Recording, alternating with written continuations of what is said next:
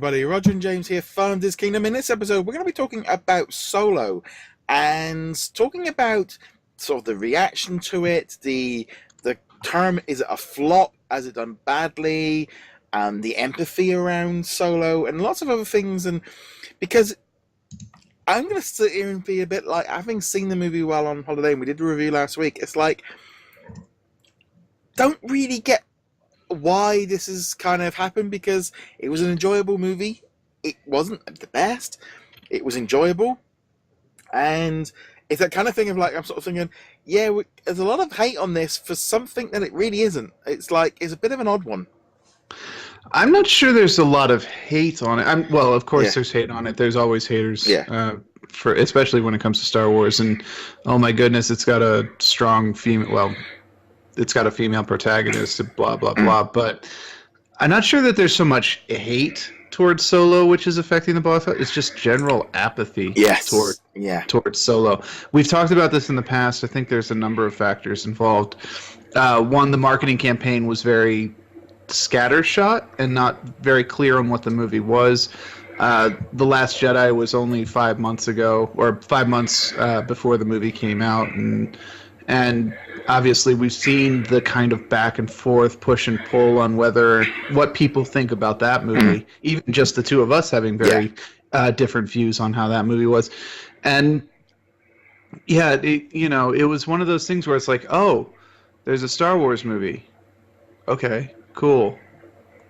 I'm gonna go see Deadpool or Infinity War because those are the big movies right now. So I think it's really a victim of circumstances, but those circumstances were ones that Disney was fully aware of and should have planned around from the beginning. So first off, let's talk about that release date. I think it was a bad weekend to release it.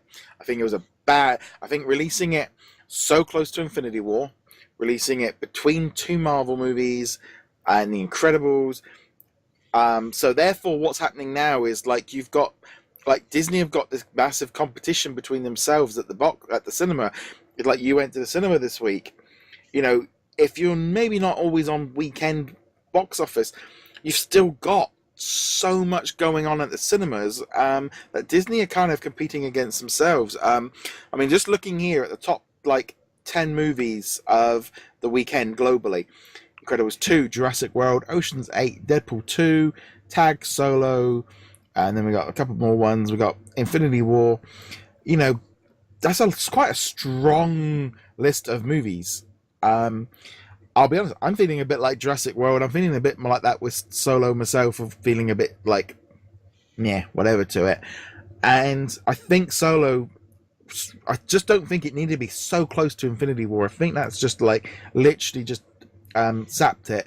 And going cinema is expensive. I think they should have held this back for later in the year, but I know they've got other movies that they're planning. Well, if you look at the schedule, just at the Disney schedule, nobody else, just Disney, not Fox, Universal, anybody, they have filled this entire year up with stuff.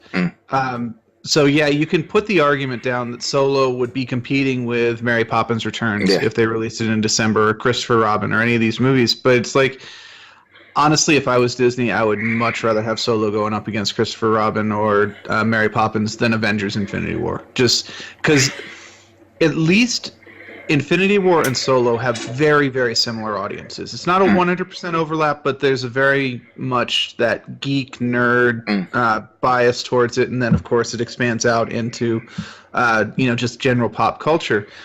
Whereas the people who are going to go see, say, Mary Poppins Returns, while there is overlap on those, you're still looking at two very different demographics. Because I'm going to go see Mary Poppins Returns with my mom because, and whoever else in my family wants to see it. And because that is, the family movie, Mary Poppins was one of our favorites growing up, etc.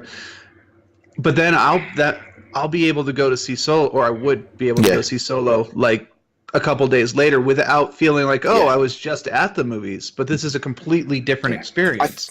Two Marvel movies and a Star Wars movie in a month is just too much. So there's that thing of the release date I think didn't help it.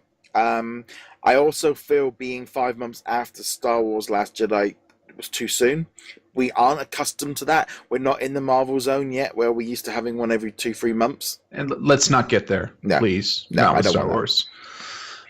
Sorry, I cut off you there, but I think we're on the same page on that one. Where a lot of people, unless you're tuned in, like we are, we obviously pay a lot closer attention than the general audience does because we talk about it. But most people that I've talked to were like, "Oh, you went to see the Star Wars movie? I thought that just came out on Blu-ray DVD." And like, no, the other Star Wars movie. Yeah. And I think Solo just completely flew under the radar for people because they're like, "Oh no, I'm still in Last Jedi mode." Yeah. And it's like, no. And we've said this repeatedly, multiple times in the past. The Star Wars movies should just shift to December. We understand why they want to do it in May. That's when the originals came out. May 25th. Yeah, May 25th, 1977. That's when Star Wars came out. They want to stick to that schedule, but Force Awakens, Rogue One, and Last Jedi were all in December. That's what people have in their mind as when Star Wars comes out. Now, I want to just briefly touch on the box office again. Looking here globally at this precise minute, as of time of recording, worldwide, it's saying it's $339 million globally, 146 international, 192 domestic. One of the things, obviously, compared to the previous movies, that's not very good. I mean, Star Wars and stuff is normally much higher than that. And so it is, and I think people are going, "Oh, well, it's not doing as well. It's because of the last," just like, well, this is also the 4th Star Wars movie in like 3 years. Yeah. I do think The Last Jedi plays into it. The general, like, was it good? Was it not? Do you like it? Do you not like it? Even if you did like it, even if you were a fan of The Last Jedi, I think the conflict between the fandom, within the fans, just kind of the push and pull just wore on people. Yeah. So they didn't want to go into Solo with this, "Oh, I'm going to have to fight with all of my friends over whether this is any good or not." I think that certainly plays a certain amount into it as well. It is worth noting, when we're talking flops, just the term flop, what we think of that and what Disney thinks of that and what general pundits think of that are all very different terms. Because when I think flop, I'm thinking a movie that didn't make its money back. Yeah. Solo will make its money back. It might take a little while to do it, but they'll get their money back. It might be after it comes out on DVD, Blu-ray. They'll get their money. They'll break even. But if you're talking from the Disney perspective, a flop is it didn't meet their projected earnings expectations, and this is going to be nowhere near that. No, but then we had reports earlier that they were expecting this, weren't they? We way back in the beginning of the year, I remember writing, and seeing articles about Solo. Disney were preparing themselves for a flop, and it wasn't doing it. I mean, looking at the numbers right now, just as an example, Deadpool 2 has taken about twice as much as it. Right, Infinity War has taken $2 billion. So this is kind of, I almost feel like we need to take Infinity War out the equation because it's not a fair comparison to anything.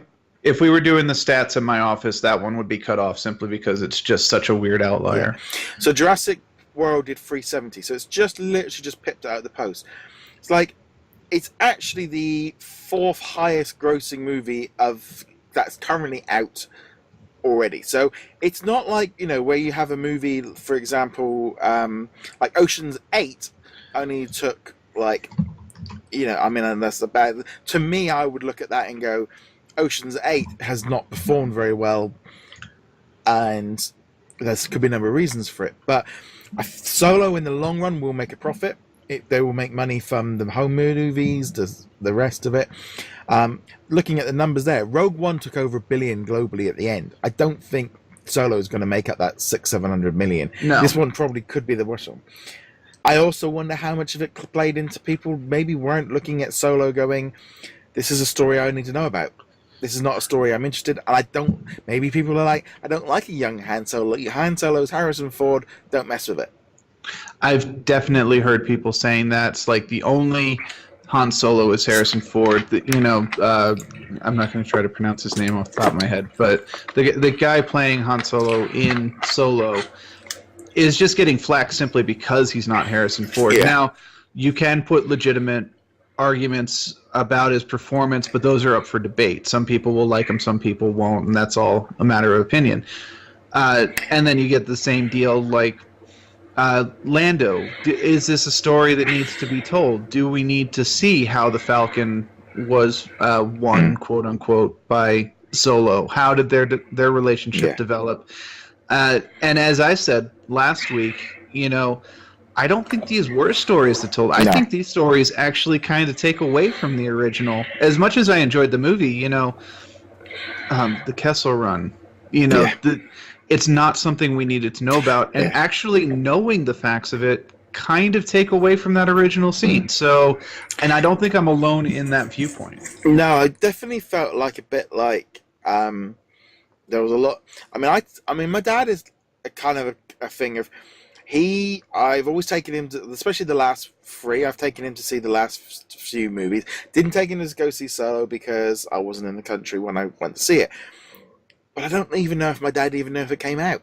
He's never mentioned it, and that he's always liked. He's been, and it's like he is the example of someone that This is where they, getting your average person boosts box offices. That's where.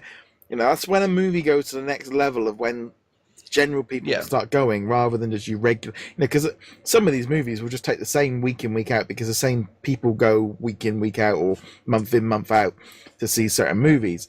Solo's just not hitting it. It's like sitting there. It's like I don't like. It's not. It's like it's not a flop. It's this is not Tomorrowland or even Pete's Dragon. Well, I didn't even view Pete's. I mean, Pete's Dragon was an all right movie.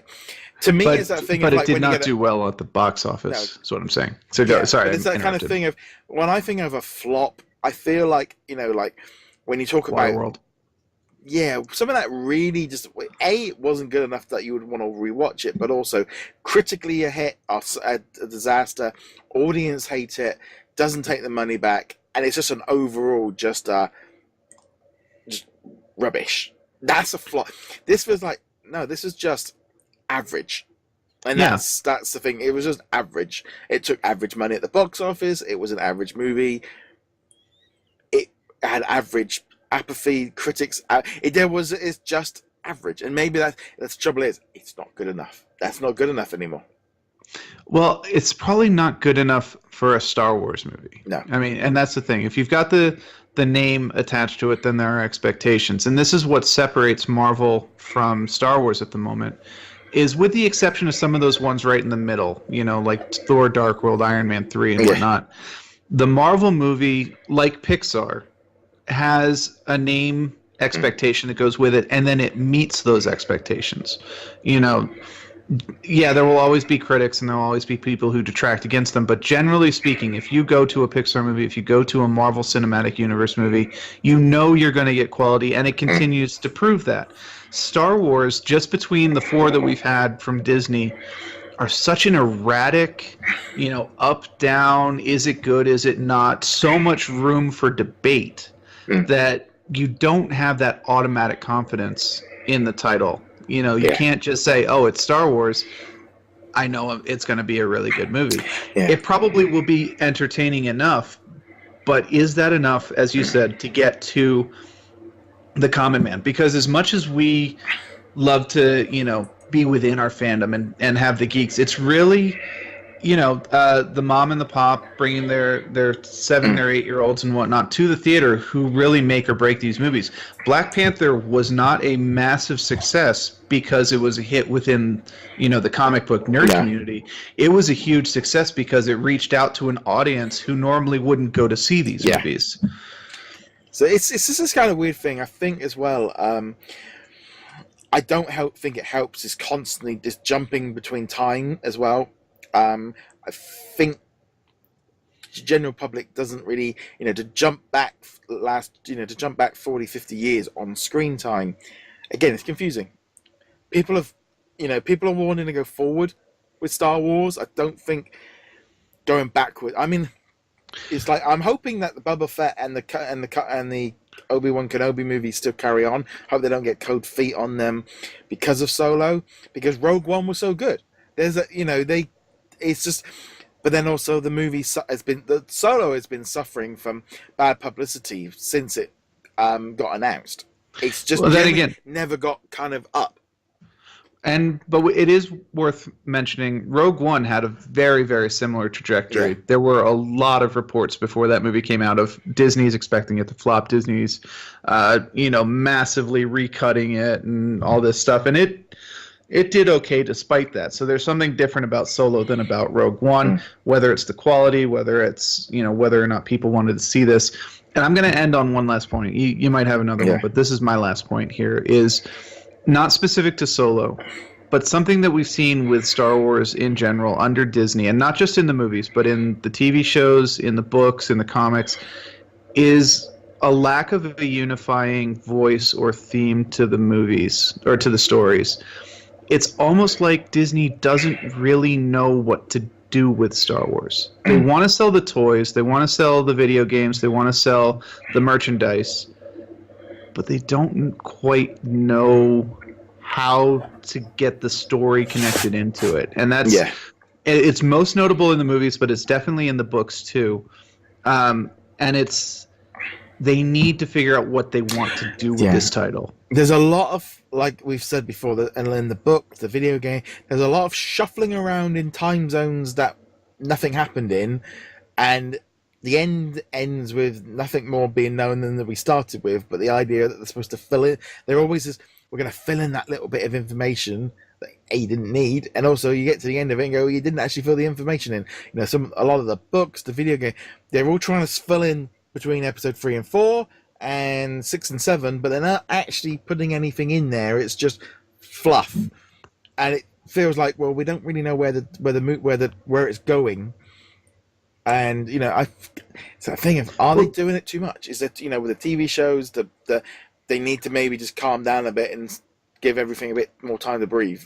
I think I have a slightly different view on that. That we're at point A, and they know where point B is. They know where they want to get Star Wars. They just don't know how to make that journey.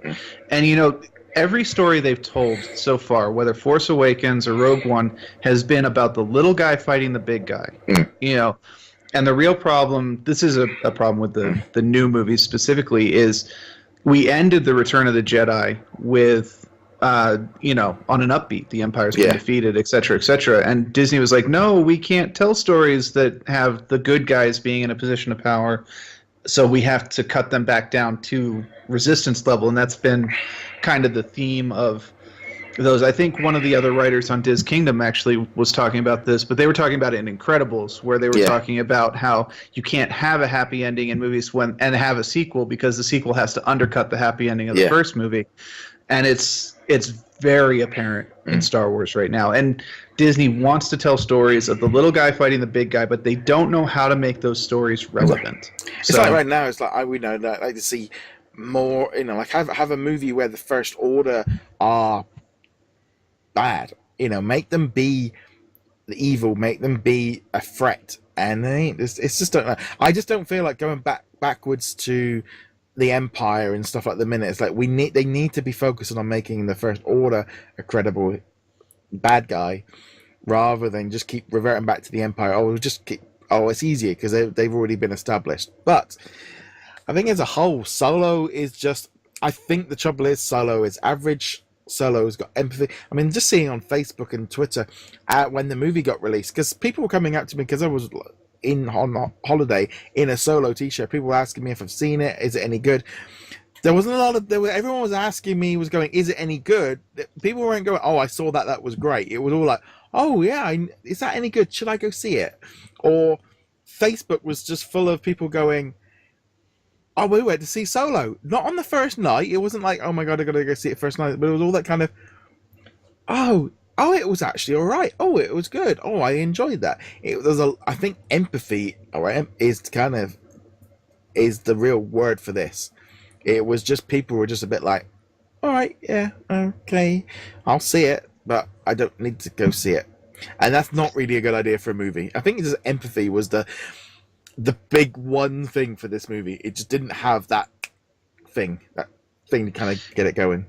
It was missing a couple things, honestly, and I think there's going to be a lot of soul searching at Disney. You know, over specifically the LucasArts division, where they're going to try and figure out what they need to do. And it would not surprise me in the slightest if Episode 9, which is the next movie, of course, ended up being a massive departure from what we've had before. And that's saying something, because we're already kind of in massive departure territory with The Last Jedi. So Episode 9 is something that's going to be very interesting. They have a year and a half before it comes out. They haven't even started filming it yet. It's also that weird thing for me. It's also thing like for Episode 9 is I don't feel like, oh no, we're going to get this big ending and that's going to be the end of the story. Like we're trying to, like, I feel like, no, you haven't even started. I don't even feel like we've even got started with the First Order yet. I feel like, you know, we need more movies to kind of spread that out, because they can't wrap it up in a trilogy, because the last two haven't done it. But anyway, on the Solo, let us know your thoughts. Let us know why you think, you know, have you seen it? Why haven't you seen it? Or also, what do you think is the problem with Solo? Love to know your thoughts. As per usual, go check us out on the social medias. Check us out over at the website, DisKingdom.com. James, where can they find you? I'm at HeroicLegacy.com. On that note, guys, thank you very much for joining us. We'll be back soon. May the Force be with you. And also with you.